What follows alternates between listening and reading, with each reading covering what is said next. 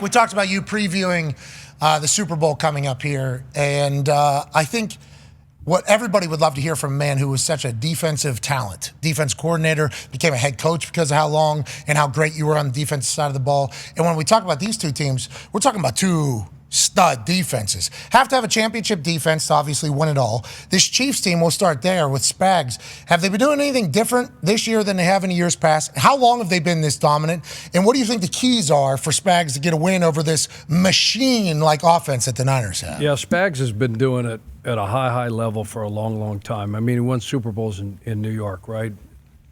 The Giants. That's a long time ago. Yeah, 2007. As a DC, the plan that he put together versus the Ravens last week, like if you really stop and dissect that thing, Orlovsky said he called the game like an offensive coordinator, if you remember, right? He had all these different. So he used base defense, he used sub defense, he used dime defense. He had a 3-2 package. So he gave them a bunch of looks, and what he's known for is like double mug stuff. Both backers walked up in the A gaps, 2-3 techniques, 2 wide ends, and then a lot of zone pressures. Did none of that.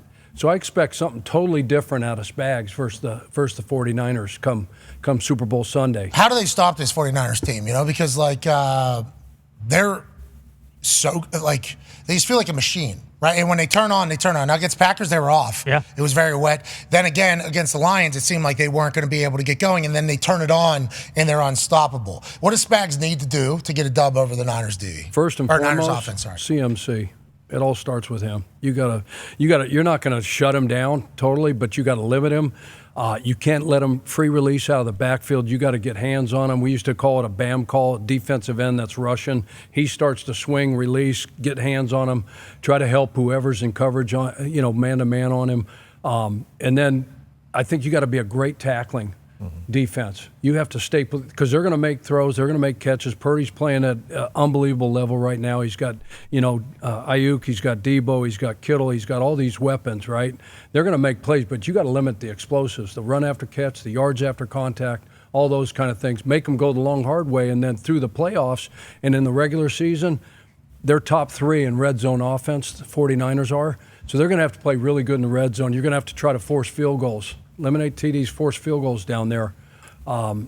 It's going to be a heck of a challenge. So what is Spags doing? Spags already has everything in that they already need. They're just picking and choosing what they think is best fit for the Niners here? He's got a plethora of defense. So you do self-scout. You go back and say, okay, what have we not shown in recent weeks? Super Bowl's different because you got more time as a coach. You're going to go evaluate the whole season everywhere. You're going to look at he's faced this type of West Coast offense. He's faced Shanahan's offense. What did he do in the past? What do we anticipate? You got a lot of time, so you don't want to give him too much because you have extra time, because you don't want to ankle weight the players. You don't want to bog them down. You want them to play fast. You don't want them out there thinking. But he's got playmakers at all 3 levels. He talked about last week after last week's game, the football intelligence of his defensive guys. He said, usually have 1 or 2 guys like are really, really bright. You got a guy like AJ, wears the green dot, makes all the calls, identifies, those type. He's got a defense full of those guys. You don't see guys running wide open. You don't see blitz patterns where you got 2 guys in the same gap. You don't have contain. You got freebie over here, and then we don't have a guy, oh, by the way, putting an edge on the other side of the opposite of the pressure. So he's got high IQ. He's got players that love ball. He's got players that can think, they can communicate. They're going to be on the same page. Right. This week they'll put the stuff in, because once you get to the venue, it's just like detail and fine-tuning. There's so much stuff going on at the Super Bowl. So whenever you think about Spags and the success that he's had, and he talks about the football IQ, I think D-Butt said, because the way he described it is normally every team has one guy who doesn't know, I think is the way he said. D-Butt was like, normally it's like 4 to 5, 6 different guys. Would you put that as a priority over potential, like if a guy runs 4.3, no idea, 4.4, knows everything. Like, why do you think Veach has been able to find guys at seemingly every position with a high football IQ and not sacrifice any, skill, seemingly? Why doesn't everybody just do that? Why didn't everybody just do that, Chuck? Why don't the Colts do that? Do we do that? Yeah. We know why the Colts don't do it. They haven't even paid. Why doesn't everybody just get smart players, though? I think everybody's goal is to go find guys with high football IQs. They just happened to do it this year with the Kansas City Chiefs defense. I think there's been continuity. I know they got some young guys. They've got some old guys. They've hit on, I think Tranquil was a free agent, right? Been there 1 year. Yep. So He fit right in, and you talk to these guys, you evaluate them, you watch their tape, and you see their skill set, and then you sit down and you talk ball. You have a conversation with them, and figure out, okay, yeah, this guy gets ball. He knows what's going on. He'll be perfect in our system. He knows why, and obviously 90 there tore his ACL later in this game, which is a damn shame. And I think everybody sang his praises afterwards, so that's not good for the Spags defense. But we assume with the way they built up that defense, somebody else will come in and make some big plays for them. It's a beautiful thing. They've become the most well-rounded they've been since the start of this entire dynasty. Yeah, for Spags, do you think he goes back to Ravens Niners and he's like, all right, this was probably the most successful a defense was against the complete Niners offense? Like, is that right where he goes to right away, or is he first look at like how they match up on defense with the Niners offense? I think there's certain parts of it. As a base defense, he's an overfront. He's not a 3-4 like McDonald and the Ravens are. So on overfront means? So you got 4 down, 3 linebackers, which they play with. If you're in 21 or 12 personnel, which 49ers are going to be in, you can play your base defense. Does that help them because they can just be in No, base? he can see what was effective and I think what they get more is like the pressure stuff, because McDonald will go to out of the 3-4 versus 11 personnel, 1 back, 1 tight end, 3 wides. You're going to get everybody's pretty much 4 down, especially on first and second and run situations versus 11. But then third down, he's going to say, okay, they ran some double mug stuff. They ran some zone pressures. They showed here. Try to get the mic point going one way, right? Okay, it's coming from over here. Oh, no, it's not. Spin the safety back this way. Bring the pressure here. Try to get a free runner. Because Purdy, again, he's obviously can process. He can see. He can pick things out. Try to check his oil. See if he can pick up some of these pressers. See if they have a side on. See if they have a hot on. Easy. Well, just seeing if he's full or not. Yeah. Okay. That's what he's checking along. All right. Do you agree with Peyton? Do you think Peyton said he thought it was going to be a very high-scoring game? Do you think that's the case? Everybody's moved the ball in the Niners. They've moved the ball. They've given up. I mean, so let's talk about the Niners. They had 148 yards. Detroit had 148 yards on 21 rushes in the first half of that game. They came out in the third quarter after they went down and got a field goal. They started running with Montgomery. They had 5, they had 7, they had 8. They get to a 4th down. They have a drop. They don't get it. They don't convert, and the rest is history. But they've run the ball. Green Bay moved the ball up and down. So what do you think the Niners defense has to do here against the Kansas City Chiefs? Obviously, you would say all eyes on Travis Kelce. Absolutely. But you're saying the run game. It's got to start with the run. You always go and say stop the run. Why is theirs not been able to? Because they have all the dogs everywhere. Who's that? Who's the defense? Niners run D? And is it too much because they have the D linemen who love getting after the quarterback? A lot of 49ers fans coming after Chase Young a lot lately. Oh boy, a lot. Killed. He's getting, be disciplined. You have to be that consistent with your technique, and you have to be consistent with your effort. And you can find spots on tape where he's not. So interior guys, Hargrave and Armstead, it's like hit it and get it. They're penetrating. They're getting up the field. Gus Bradley, like you think about Buckner and Stewart, what they do, they don't play technique. They penetrate and they try to disrupt and then let fast linebackers try to run everything down. That's what happens. And so when you have guys that penetrate, AJ played behind maybe guys that did this, but if you have guys that are just penetrating and you play a good zone team, like 49ers, they're gonna run zone schemes. We call it getting 1 hold or 2 hold. Remember last year during Coach P's, we talked about getting 2 hold and 3 hold. Nobody likes to get 3 hold. No. Some people probably. But like if I'm like a 3 technique, change the terminology. If I'm a 3 technique with the outside shade of the guard, right? Okay. And I'm supposed to have the B gap in the run game. Okay. Well, if I just run up the field and I get cut off and I get cut out of that gap, and the linebacker's supposed to be in the A gap to that side. If I get cut out, there's a vertical inside run lane that's wide open. And so if you get cut out and then the guards, you don't command double teams. You know, AQ always talks about 22 and 23 duo, right? Yep. Okay, 4 hands on the down lineman. Yep. Okay, and 4 eyes on the linebackers. So they're doubling the shade, they're doubling the 3 technique, and then they're going to work up to the linebackers. Well, if you don't have to stay on those doubles because you got him 2-hold, a tackle cuts off the 3 technique, and he's in Warner's face, and he's in You got blockers at the Greenlaw's next face. level. So you got blockers at the next level, and then it's Katie bar the door. and they're giving up 159 yards a game through the playoffs. And Pacheco, with the way he's been playing, Exactly. they've been feeding him 20 times a game too. It's like Andy Reid will stay seemingly committed to the run as well when other teams maybe haven't against his Niners. And you've seen people run crack toss, right, and have success on it. Most teams, those outside linebackers like Bosa and Chase Young, play with their hand in the dirt. So when they get down, right, and there's a blocker right here, Crack him with the receiver. right here. So a 150-pound wide receiver just does this, and they pin them, and they're out of the play. Next thing you got Trent Witt, you got all these these linemen, these offensive tackles for KC. They're running these truck plays, and they're big guys on those little corners, and you can't cut them linemen anymore. They don't ever see it. And you're standing up as a 3-4 outside linebacker. You're feeling that guy right there. You see the top. You play right into that dude.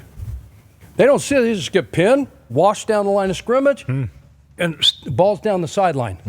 This is here's the the Chase Young play that 49ers fans basically want him cut because of. Yeah, not only because of the beginning, but right there at the end as well with the old left hand out and all that type of No stuff. layout. Yeah. Yeah. Come on. It was more just the pursuit to the ball. I think people have. Yeah, and the effort at the end. I mean, jogging, and then I'm trying. Yeah, I mean, this is the playoffs, baby. This is NFC Championship game. You know, they talk about the speed of everything heightening.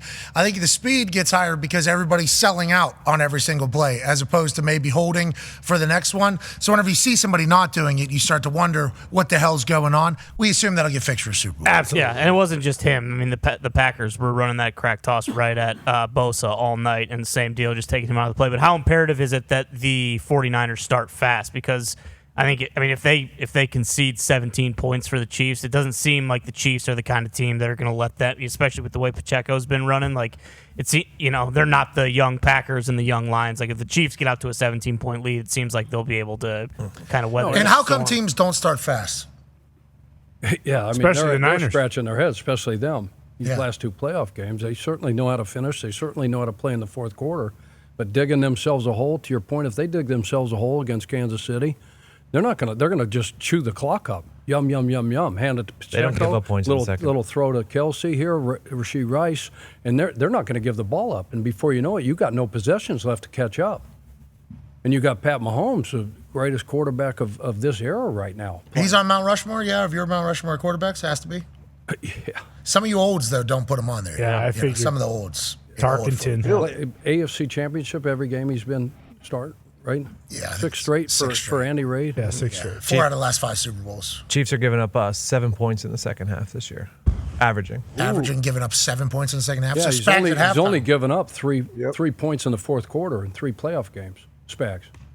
So This is a that completely defense, different like, Chiefs team. This is not the Chiefs team that is normally chatted about, though. I think that's why people maybe underestimate the Chiefs because, they have a dominant defense right now, and they're playing like it on the offensive side of the Yeah, ball. and you're Complimentary. not going to gash. I mean, they'll have some plays against them. Chuck, what do you think? I hear a lot of pundits saying that the Niners going to line up in big people and try to pound the ball on the Chiefs. Do you think that's going to be the case?